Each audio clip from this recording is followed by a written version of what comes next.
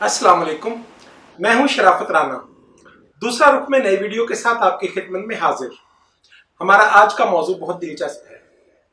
तारीख, इंसानी शऊर, माइशत, सियासत, हर मौजू इस वीडियो में डिस्कस किया जाएगा।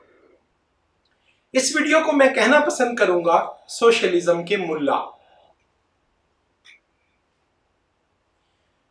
मुल्ला की डेफिनेशन को तो आप समझ सकते होंगे। मुल्ला हरगिज कोई मजहबी इस्तिलाह नहीं है। मुल्ला हम ऐसे लोगों को कह सकते हैं जो अकल, फहम, शऊर, मंतक से जुदा होकर किसी भी रस्म रवाज को अपना ले और उन रसूम को असल की हैसियत में प्रमोट करने की जद्दोजहद पर लग जाए। मुल्ला हर मजहब में, मसलक में हो सकते हैं। इसी तरह सियासी इल्म में भी मुल्ला का वजूद मुमकिन है और मुल्ला मौजूद हैं। बिलाशुबा मजहब के मुल्ला ज्यादा खतरनाक हैं और पाकिस्तान जैसी सूरत हाल में मजहब में मुल्लायत ने ज्यादा नुकसान किया है। लेकिन मैं समझता हूं कि इसकी बैकग्राउंड पर एक ज्यादा खतरनाक एलिमेंट मौजूद है जो बिलाशुबा आज तक कातिल नहीं बना, लेकिन कत्ल करने वालों की राह हमवार करने का सबब माजी में बनता रहा है। सोशलिज्म के मुल्ला ये वो लोग हैं जिन्होंने मार्क्स या तरक्की पसंद लिटरेचर की दो चार कुतब हिफ्ज कर रखी हैं, बैन ही उसी तरह जैसे मुल्ला ने कुरान पाक या सिहाए सित्ता वगैरह हिफ्ज की हुई होती हैं। अब ये उन कुतब के अंदर लिखी हुई टर्मिनोलॉजी के असीर हो जाते हैं, उनसे बाहर निकलकर देखने की सलाहियत से महरूम और मवाजना, तवाज़न, कंपैरेटिव एनालिसिस की सलाहियत बिल्कुल खो बैठते हैं। 60 की दहाई में पाकिस्तान में एक जाली इंडस्ट्रियलाइजेशन हुई। प्रेसिडेंट अयूब ने गैर मुमालिक से मिलने वाली इमदाद बैंकों के जरिए कुछ खानदानों में तकसीम की, जिन्होंने पाकिस्तान में सनतें लगाने का काम शुरू किया। चूंकि मुआशरा में दीगर कोई सनती एथिक्स, असूल, कायदे, ज़ाब्ते, इखलाकियात मौजूद नहीं थी, लिहाजा वो इंडस्ट्रियलाइजेशन एक बदतरीन किस्म की गुलामी पर मुंतज हुई। मजदूर, मेहनतकश और इंडस्ट्री के मुलाजिम को किसी तरह की न सिर्फ ये कि मराहत हासिल नहीं थी, बल्कि जान का तहफ़्फ़ुज़ और किसी तरह के कोई हकूक भी हासिल नहीं थे। तरक्की पसंदों ने एक मुआशरत के अंदर एक लहर पैदा की और बाएं बाजू की एक जद्दोजहद मंजर आम पर आई। बिलाशुबा रियासत ने उस पर बहुत ज्यादा तशद्दुद किया। इसी दौरान भुट्टो की पार्टी या भुट्टो की सियासत सामने आई। अब भुट्टो हरगिज कोई इनकलाबी लीडर नहीं था। भुट्टो ने एक सियासी जमात बनाई। बिलाशुबा उसके अंदर बाएं बाजू के बहुत बड़े बड़े दानिश्वर उस वक्त मौजूद थे, लेकिन भुट्टो ने उनसे कभी नहीं कहा कि हम सब मिलकर एक इनकलाब लाएंगे और इनकलाब लाने के बाद हम उस वक्त के ताकतवर हलकों को ज़िबा कर देंगे, उनका खून बहाएंगे और एक मजदूरों की आमरीयत कायम करेंगे। ऐसी कोई सूरत हाल नहीं थी। पाकिस्तान एक जमहूरी मुआशरा था। पीपीपी को जमहूरियत की बुनियाद पर, जमहूरी असूलों की बुनियाद पर ऑर्गेनाइज किया गया। 71 में इलेक्शन हुआ। बिलाखिर मशरकी पाकिस्तान अलग होने के बाद मगरबी पाकिस्तान एक नया पाकिस्तान बना और उसमें पीपल्स पार्टी हुकूमत में आ गई। बाएं बाजू के दानिश्वर, जिन्हें आज मैं सोशलिज्म के मुल्ला कहकर पुकारता हूं, वो भुट्टो साहब के कंधों पर सवार हो गए। भुट्टो ने उन्हें पेशकश की कि आप वसी तर तजावीज दें, मुआशरती ढांचे को तब्दील करने के लिए आईनी और पार्लिमानी तरीका से जद्दोजहद करें। लेकिन हर रोज एक नए शहर में एक मुल्ला खड़ा होता, वो कहता कि हम इनकलाब बर्पा कर चुके हैं।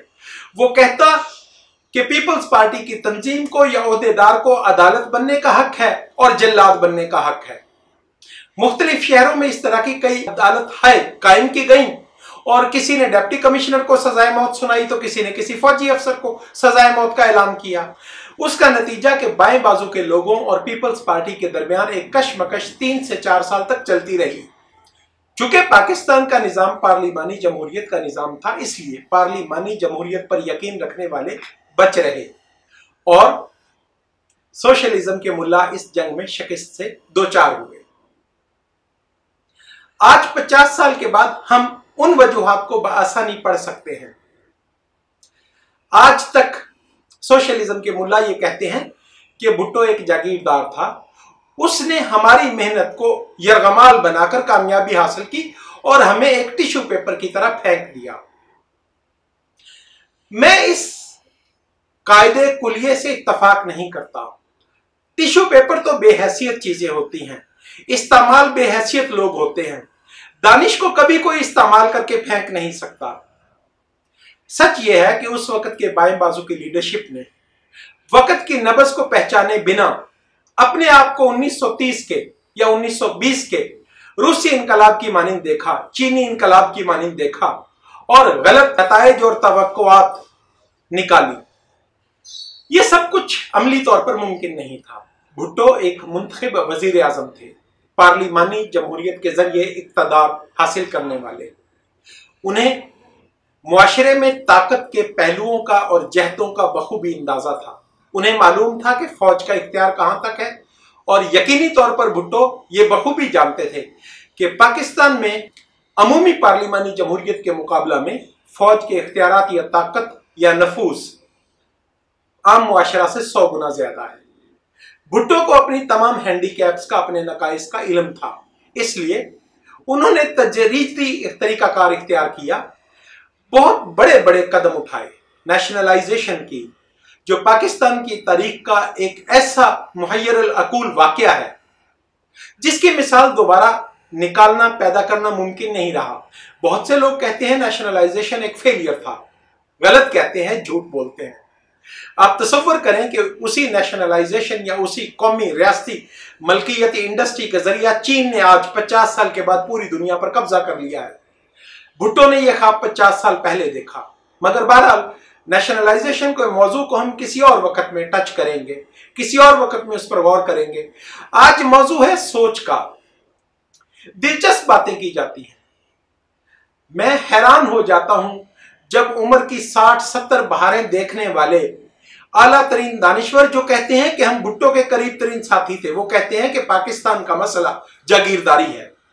वो कहते हैं कि बांग्लादेश आज इसलिए तरक्की कर गया कि वहां जागीरदारी नहीं है। मैं उनकी बातें सुनकर हैरान होता हूं। क्या जागीरदारी बड़ी लैंड होल्डिंग को कहते हैं? मैं इससे इत्तफाक नहीं करता। बाएं बाजू के लिटरेचर में इस टर्म को इस मानी में इस्तेमाल नहीं किया गया। हां, आप जिद कर लें तो मुमकिन है। फ्यूडलिज्म, जागीरदारी एक सोच है, साइकोलॉजी है, एक इंसान के ज़हनी कैफियत का नाम है, तबीयत का नाम है।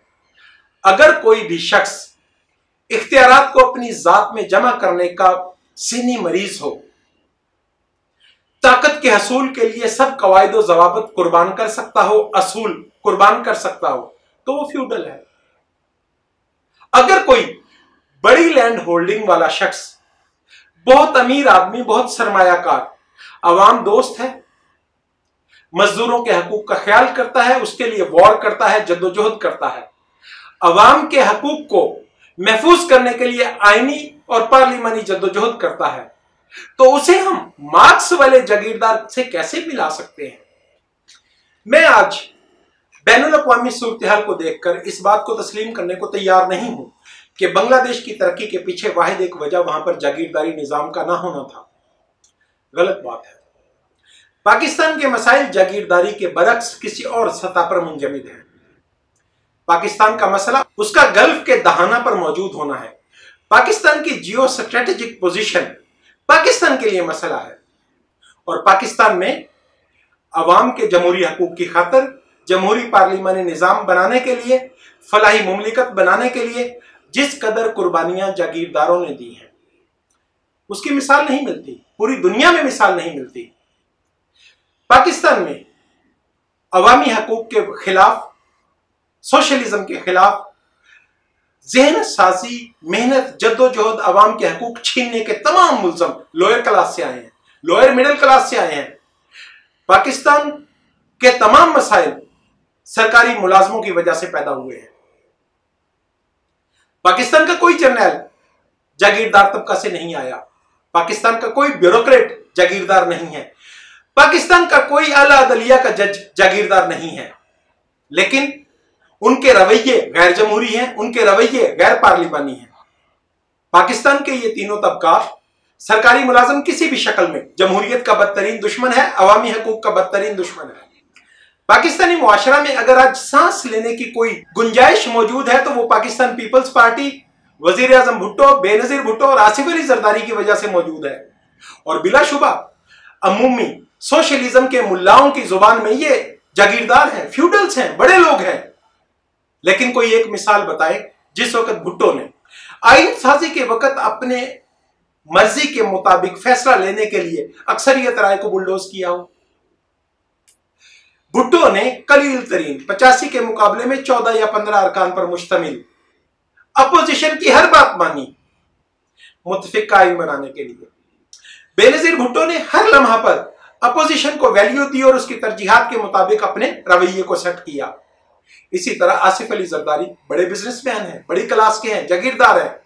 उन्होंने नरम हुई तबीयत में लचक और अवाम के हकूक के तहफ़्फ़ुज़ के लिए अपनी जान तक कुर्बान करने से कभी गुरेज नहीं किया। अब इसके बरक्स दूसरी सोसाइटी, हम सियासत में आते हैं। मियां मोहम्मद नवाज शरीफ मिडिल क्लास से आए, इमरान खान मिडिल क्लास से आए, लोअर मिडिल क्लास से आए। दोनों का अवामी हकूक के बारे में, बुनियादी इंसानी हकूक के तहफ़्फ़ुज़ के बारे में और रियासत के जबर को कंट्रोल करने के बारे में क्या रवैया रहा है। दोनों ने अवाम के बुनियादी इंसानी हकूक के तहफ़्फ़ुज़ के लिए क्या किरदार अदा किया है। अगर आप सोशलिज्म के मुल्ला बनकर सोचें तो जागीरदार के मुकाबला में सनतकार की सोच को जदीद और वसी होना चाहिए, लेकिन इख्तियारात का बदतरीन इर्तकास मियां मोहम्मद नवाज शरीफ ने 15वीं आईनी तरमीम की सूरत में चाहा। आज इमरान अहमद खान नियाजी कहते हैं कि पाकिस्तान में उनके पास इख्तियार नहीं है कि वो 15,000 लोगों को ज़िबा कर दें।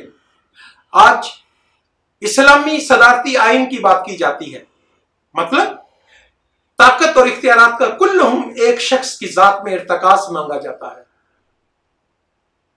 तो भाई आज समझने की यह बात है कि सोशलिज्म के मुल्ला मत बने। जागीरदार को गाली देते देते मुमकिन है कि 1930 या 1920 की दहाई में लिखी गई कुतब के ऐन मुताबिक आप परफॉर्म कर रहे हो। यही काम तो मुल्ला करता है। वो दरसे निजामी में लिखी गई बातों को आपसे जिद से मनवाना चाहता है। वो जदीद अलूम को हासिल नहीं करना चाहता। वो पार्लिमानी जमहूरियत को समझना नहीं चाहता। वो बुनियादी इंसानी हकूक की रोशनी में अपनी तालीमात को दुरुस्त नहीं करना चाहता। तो सोशलिज्म के दोस्त भी तो यही चाह रहे हैं। मैं आज अर्ज करूंगा कि अवाम बुनियादी तौर पर बाएं बाजू के दोस्तों को, सोशलिस्टों को ज्यादा समझदार और बाशऊर देखना चाहते हैं। क्या 60-70 साल की तालीमात के बाद एक लफ्ज कह देना कि पाकिस्तान जागीरदारों के लिए बनाया गया था, यह दुरुस्त है? मैं इसे डिसएग्री कर रहा हूं, मैं इसे चैलेंज कर रहा हूं। पाकिस्तान जियो स्ट्रेटेजिक पोजीशन की वजह से बनाया गया था। पाकिस्तान का मसला जागीरदारी नहीं है। पाकिस्तान का मसला गल्फ के दहाने पर अमरीकी मफादात के तकमील की खातिर आपके हकूक को छीनना है। जब तक आप अपने मामलात को क्लियर नहीं करेंगे, इन वजूहात को नहीं समझ पाएंगे। पाकिस्तान में बार बार मार्शल लॉ के खिलाफ जागीरदार जद्दोजहद करते हैं। शहरी तबका ने आज तक मार्शल लॉ के खिलाफ कोई लीडर पैदा नहीं किया।